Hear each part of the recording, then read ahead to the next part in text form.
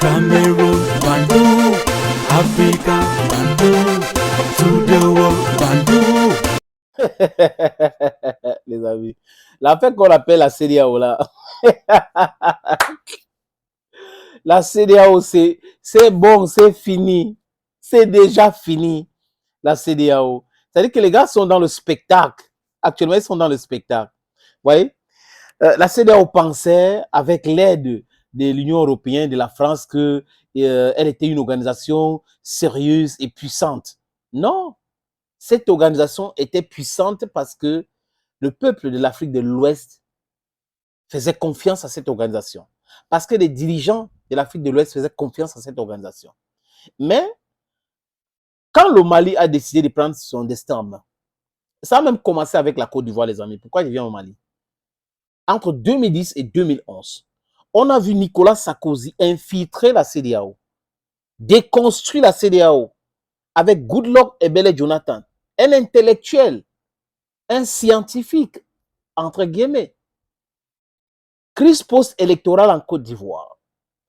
Avant la crise post-électorale, il y a eu coup d'État et la guerre civile dans ce pays, orchestrée par l'Occident, financée par Jacques Chirac, avec l'aide de Blaise Compaoré. Alassane Ouattara n'était pas loin. Guillaume Soro a été utilisé. Accra Makoussi, ceci, Makoussi, cela. La CEDEAO n'avait pas réagi. Parce que la CEDEAO pouvait dire, OK, on va créer une force d'intervention pour mettre un thème à cette rébellion. On n'a pas vu la CEDEAO. Comme ce que la CEDEAO avait fait à travers ECOWAS, ECOMOG, sorry, à travers ECOMOG du côté de la Sierra Leone et du Libéria. Mais ils n'ont pas réagi. Ils n'ont pas réagi. Pourquoi? Parce que les gens qui tiraient les ficelles étaient la France et les Occidentaux. Donc, du coup, les gars qui les finançaient les avaient dit, calmez-vous, cette situation, c'est parce qu'on veut imposer un monsieur et on voit que ce monsieur est en train de travailler pour l'intérêt de la France et de l'Occident. Il sort de Fonds monétaire international. C'est un secret de polichinelle. Et voilà, depuis 2010, la CEDEAO a commencé à se détruire. C'était l'autodestruction. Ils ont dit qu'ils vont faire la guerre contre Laurent Gbagbo, ils vont faire ceci, on fait cela. La France a bombardé le palais présidentiel ivoirien. La CEDEAO n'a maudit. Et des corrompus qui sont des fonctionnaires de la CEDEAO n'ont rien dit parce qu'ils ont leur visa, passeport diplomatique, des privilèges, ils veulent voyager, les familles voyagent et tout. Voilà ce qui anime des corrompus. Le voyage, les petits privilèges. Serve. They are too self-centered. La CEDEAO. Cette même CEDEAO, le Mali a un problème. L'insécurité au Mali, créée par la France qui a largué des armes à Benghazi. Et c'est à partir de là où il y a eu des djihadistes, des terreaux financés et renseignés. Ils ont fait la guerre. Assimi Goïta, qui était sur le terrain, a vu comment ça se passait. Et on a eu Barkhane à travers Ibeka et autres, François Hollande. Mais les gars sont arrivés pour diviser le Mali. C'était l'idée même des Barkhane, c'était l'idée de la France. Parce que c'est quoi cette idée où vous venez dans le pays du Troï, vous dites que les forces armées n'ont pas le droit de traverser une autre zone dans leur propre pays. Ça veut dire que les gars avaient déjà divisé le pays, ils étaient en train de piller ce pays, spolier ce pays. Et Assimi Goïta et ses camarades ont dit non à cela. Au lieu de les comprendre, on commence à les combattre. La France les combat à travers Patrice Talon, à travers Ombalo Sissoko, à travers Macky Sall, à travers Boari, aujourd'hui, comment il s'appelle, Tinubu. Donc, ce chef d'État, qui sont en réalité des sous-préfets, parce que c'est des gens qu'on les dicte. On les fait ça, faites ci, faites ça. Ils ont sanctionné le Mali. Ils ont voulu détruire le Mali. Mais le peuple malien était résilient. Ils ont oublié cela. Parce que la souffrance, c'est quelque chose que nous connaissons.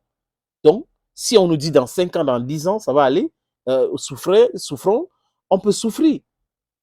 Oui, ensemble, parce qu'on voit des dirigeants qui sont dans le même lancer. Et ça galvanise.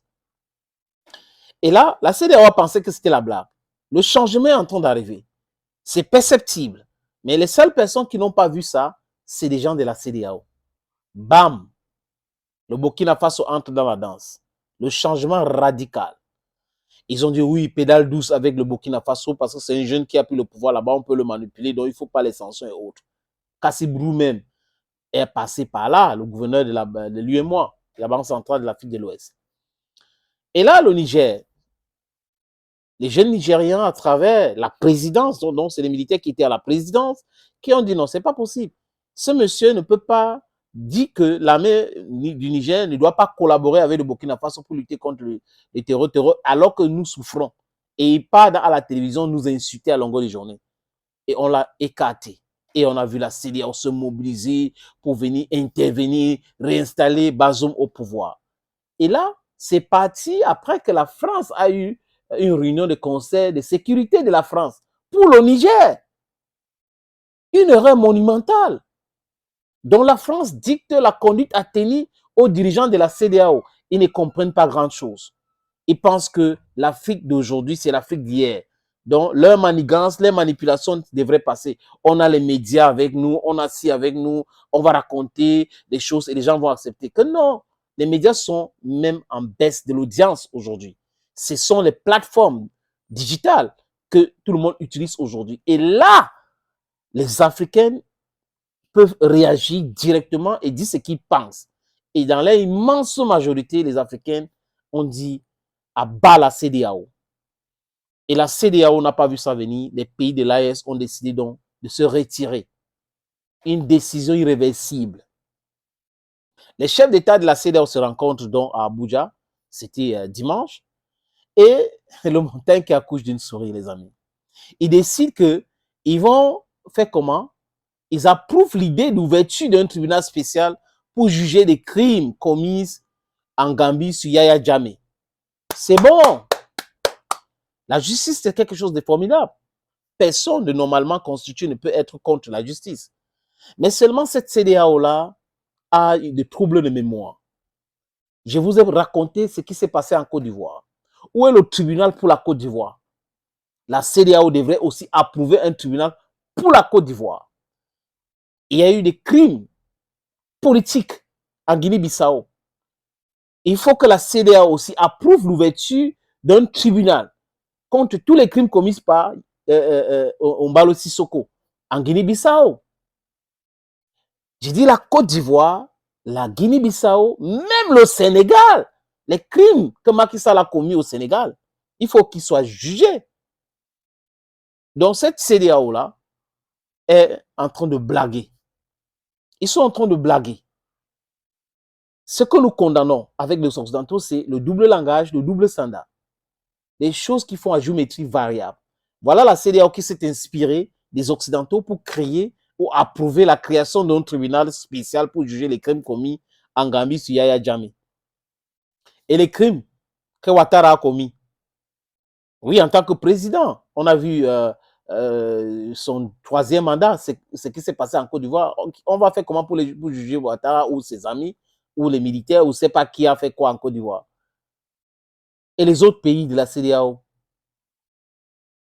soyons un peu lucides. Les chers chefs d'État de la CEDEAO, cette organisation-là est moribonde. Cette organisation est moribonde. Tout ce que vous faites là, ça ne sert absolument à rien. Il faut dissoudre la CEDEAO. C'est de ça qu'il est question.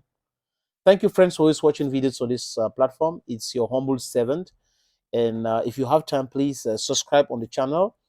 We'll come back again with other subject matter. But each time we are analyzing subject matters on this platform, we are talking from the African standpoint because we are Africans. We just see what we can profit, what the lessons we can take home after talking about so many other issues. Thank you again. Thank you and bye-bye.